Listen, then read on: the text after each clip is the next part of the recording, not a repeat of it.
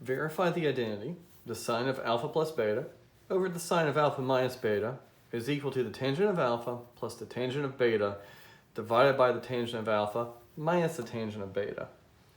Well, as with all identities, we can actually pick either side to start on, but I'm going to choose the right-hand side this time. If you look in a bunch of books for how to choose which side to start on, well, often you'll see choose the more complicated side. And that's not bad advice, but I always prefer to think about that as pick the side on which you see something to do. That's why you pick the more complicated one when you can, because there's stuff to do. And what I initially see to do on this side is just to rewrite all of these tangents as sines over cosines. That's one of our other common hints, that if you don't know what else to do, rewrite everything in terms of sine and cosine.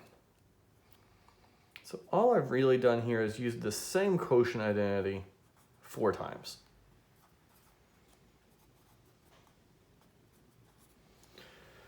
All right, well, what I want to do next is clear this new compound fraction of all of the little denominators. So I'm going to multiply top and bottom by the same thing.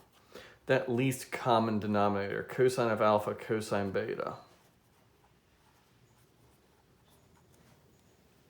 We can distribute.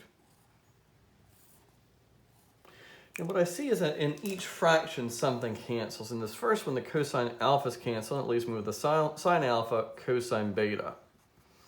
And the next one, the cosine beta cancels, leaving me with the sine beta and a cosine alpha. And just following through on the bottom, I'm going to end up with a sine alpha, cosine beta, minus sine beta, cosine alpha. And what I see on top is a sum formula for sine and a difference formula for sines on the bottom. So right here I distributed. And then I'm actually all done.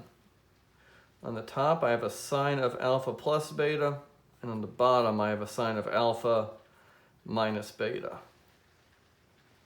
And that's my left-hand side. And in that final step, I just use the sum and difference formula for sine.